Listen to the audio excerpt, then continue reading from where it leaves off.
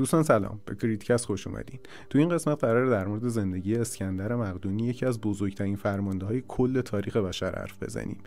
کسی که وقتی که فقط 20 سال سن داشت شاه یونان میشه و وقتی که فقط 30 سال سن داشت کل دنیای شناخته شده زمان خودش رو فتح میکنه و کسی بودش که اولین بار فرهنگ شرق و غرب رو با هم ادغام میکنه. اگه علاقه به زندگی این فرمانده جهانگشا دارین، لطفاً تا آخر این ویدیو همراه ما باشین.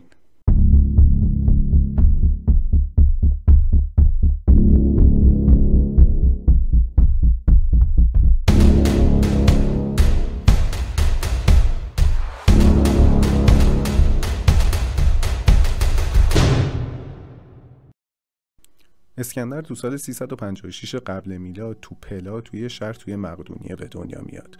پدرش فیلیپ دوم بود و مادرش ملکه اولمپیاس. قبل اینکه اسکندر به قدرت برسه، پدرش فیلیپ دوم کارهای بزرگ زیادی انجام داده بود و کل مقدونیه رو با هم متحد کرده بود و تلاشش این بودش که یونان هم با خودش کلا متحد کنه با مقدونیه و یه حکومت واحد تشکیل بده. فیلیپ دوم و ملکه اولمپیاس کلا علاقه زیادی به تربیت اسکندر داشتن و همین باعث شدش که توی بچگی اسکندر ارسطو فیلسوف بزرگ یونانی رو به پلا ببرن که معلم خصوصی اسکندر بشه و اسکندر بتونه علوم زیادی رو فرا بگیره. ولی فیلیپ دوم قبل اینکه اسکندر به 20 سالگی برسه ترور میشه. حالا این ترور تو حاله ای از ابهامه. بعضی اسکندر و خود ملکه اولمپیاس و عاملای این قتل میدونن و دلیلش هم این میدونن که چون فیلیپ دوم ازدواج کرده بود با یه زنی به اسم کلوپاترا و اونجا هیچ حق تقدمی برای پسر بزرگتر وجود نداشت که حتما پسر بزرگ شاه بشه. یعنی پسر بعدی فیلیپ هم که از اون کلوپاترا بود، اونم میتونست بیاد بگه که من شاهزاده‌ام و ادعای تاج و تخت کنه بعد مرگ فیلیپ. برای همین ملکه اولمپیاس و اسکندر میگن که توطئه میکنن و فیلیپ رو به قتل میرسونن و بعد قتل فیلیپ همسر جدیدش و بچه خیلی خردسالش رو به قتل میرسونن.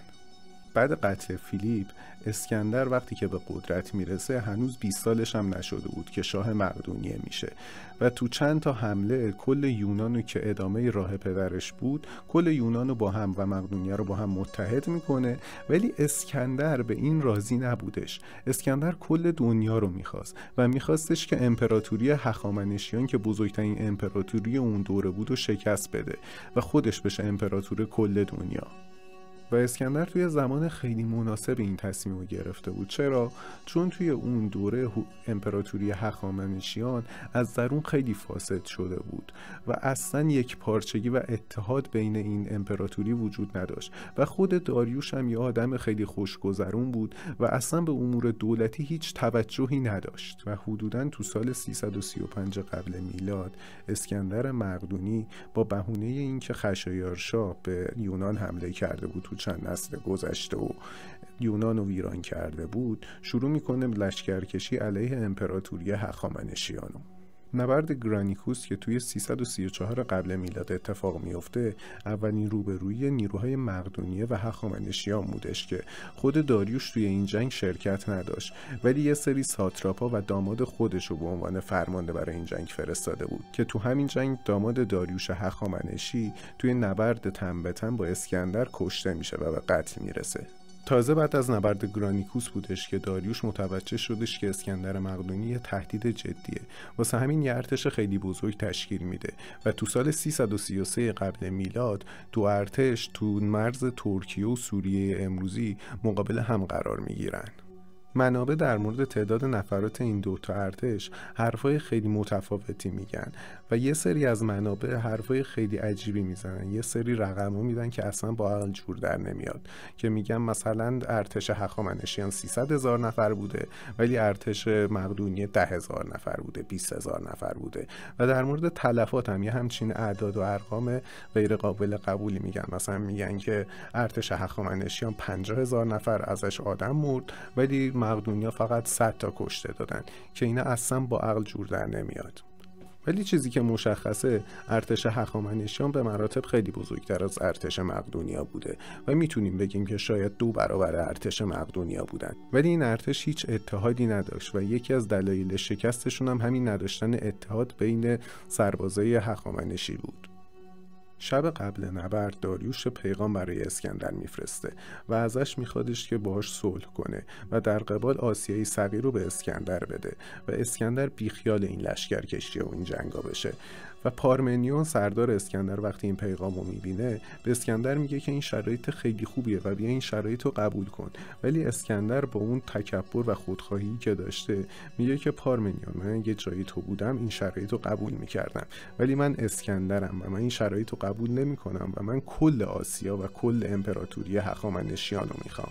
بالاخره روز جنگ فرا میرسه و دوتا ارتش به فرماندهی پادشاهای خودشون مقابل همدیگه قرار میگیرن. ولی اینجا یه تفاوتی وجود داشت. اسکندر همیشه تو رأس ارتش خودش بود و همیشه خودش پیشگام بود، ولی داریوش تو قلب سپاه خودش همیشه مخفی میشد و از اونجا دستور حمله رو میداد. هر طور که بود اسکندر با استراتژیای خاصی که داشت ارتش داریوش رو شکست میده و خودش رو به قلب سپاه داریوش میرسونه. وقتی داریوش میبینه که اسکندر خودش رو به این نزدیکی رسونده، سریع فرار رو به قرار ترجیح میده و فرار میکنه و تلفات خیلی زیادی توی این فرارم به بار میاره. داریوش خانواده سلطنتی از جمله مادرش، همسرش و دخترش هم به این جنگ برده بود. یعنی نه اینکه به جنگ ببره، اینا توی کمپ، توی اردوگاه بودن. ولی وقتی که داریوش از جنگ فرار میکنه، این خبر دیر به اینا میرسه و اسکندر زودتر به اردوگاه اینا میرسه و اینا رو اسیر میکنه. ولی اونجوری که تو منابع اومده رفتار بدی با اینا نداشته و خیلی با احترام با خانواده سلطنتی برخورد میکنه. بعد از شکست داریوش هخامنشی تو جنگ ایسیوس، مهمترین چالش بعدی اسکندر تصرف شهر سور بود که میگن حدود 7 ماه طول میکشه، ولی دست آخر با وحشیگری اسکندر میتونه شهر سور رو تصرف کنه و میگن که کل شهر رو با خاک یکسان میکنه و کل افراد شهر رو به بردگی میگیره. بعد از شهر سور اسکندر تصمیم میگیره که مصر رو تصرف کنه، ولی مصری‌ها برعکس مردم شهر سور هیچ مقاومتی نشون نمیدن. اتفاقا خیلی هم از اسکندر استقبال میکنن و با گل و هدایای ارزنده به استقبال اسکندر میرن و بهش لقب فرعون میدن. اسکندر هم خیلی از رفتار مصری‌ها خوشش میاد و دستور میده که شهر اسکندریه رو که الان دومین شهر بزرگ مصر رو تأسیس کنن. درست داریوش تو نبرد ایسیوس شکست خورده بود، ولی همچنان پادشاه ایران بود و داشتش یه لشکر خیلی بزرگتر برای نبرد بعدی جمع‌آوری میکرد و 1 سال بعد داریوش موفق میشه که یه ارتش به مراتب بزرگتر از ارتشای قبلی جمع‌آوری کنه و تو سال 331 قبل از میلاد 2 ارتش برای 3مین بار مقابل همدیگه قرار میگیرن و محل این جنگ یه جایی تو نزدیکی عراق کنونی بوده. شب قبل از نبرد سوم که معروف به نبرد گوگمل، داریوش دوباره برای اسکندر صلحنامه میفرسته و بهش میگه که کل آسیای شرقی رو بهت میدم و کلی هم بهت ثروت میدم، بیا بی خیال این جنگ شو. ولی اسکندر مثل دفعات قبل زیر بار صلح نمیره و قبول نمیکنه و این نبرد اتفاق میفته و اسکندر دوباره با استراتژیای خاصی که داشت توی این جنگ خودش رو به قلب سپاه داریوش میرسونه و توی این جنگ یه نیزه رو به سمت داریوش میتونه پرتاب کنه و این نیزه از بغل داریوش رد میشه و داریوش از این صحنه خیلی میترسه و شوکه میشه و همونجا فرار میکنه و فرار کردن داریوش باعث از هم پاشیدن لشکرش میشه و این شکست و این فرار پایان امپراتوری هخامنشیان بعد از حدود 200 سال حکومت بود. بعد از این شکست امپراتوری هخامنشیان برای همیشه سقوط میکنه و اسکندر مقدونی پادشاه جدید ایران زمین میشه.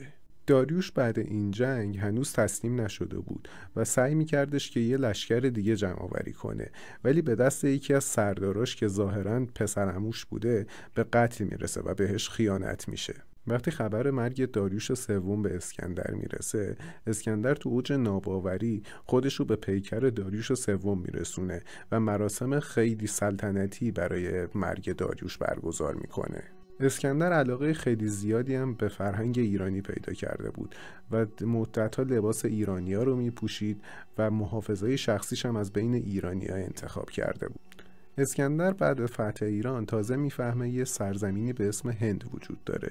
اون موقع توی یونان به باور ارسطو فکر میکردن که هند یه سرزمین جادوییه، ولی وقتی که اسکندر میفهمه که اینجا هم یه کشوری، یه مملکتی وجود داره، میگه که آره من باید حمله کنم و اینجا رو بگیرم. افراد ارتش اسکندر خیلی خسته بودن به خاطر چندین سال جنگی که انجام داده بودن، ولی اسکندر میاد یه سخنرانی تند و آتشی میکنه و مجبور میکنه افرادشو که باهاش توی این جنگ با هند هم شرکت کنن. این جنگ که معروف بودش به جنگ هیداسپس که آخرین جنگ اسکندر بود، اسکندر تونستش که توی این جنگ هم پیروز بشه و ببره، ولی بابت این جنگ تلفات خیلی زیادی داد. بعد از نبرد هیداسپس اسکندر موفق میشه که شمال هند رو بگیره و تصمیم میگیره که به بقیه هندم لشکرکشی کنه و جنوب هندم تصرف کنه، ولی ارتشش که از جنگ خسته بودش بعد چندین سال لشکرکشی و جنگ قبول نمیکنن و یه شورش توی ارتشش اتفاق میفته.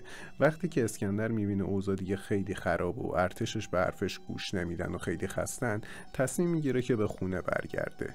تو راه برگشت به یونان اسکندر تصمیم میگیره که یه مدتی رو توی بابل بمونه و خوشگذرونی کنه و یه سری مهمونیا بگیره. توی یکی از همین مهمونیا بودش که بعد از شرابخوری که اسکندر داشت احساس معده درد خیلی شدیدی پیدا میکنه و 2 هفته زمینگیر میشه. توی این 2 هفته بیماری اسکندر کل پزشکا از درمون درد اسکندر عاجز میشن و در نهایت بعد از 2 هفته بیماری و درد شدید اسکندر وقتی که فقط 32 سال سن داشت از دنیا میره. مرگ اسکندر مقدونی یکی از اسرارآمیزترین و مرموزترین مرگای دنیاست که همیشه قراره تو حاله ای از ابهام باقی بمونه. اسکندر مقدونی قبل مرگش نمیتونه هیچ جانشینی برای خودش اعلام کنه و همین باعث میشه که امپراتوری بزرگش بین 4 تا از سرداراش تیکه و پاره بشه. و این بود زندگی پرفراز اسکندر مقدونی، پادشاه جهانگشا. خیلی ممنون که تا آخر این ویدیو همراه ما بودین و منتظر ویدیوهای بعدی کانال ما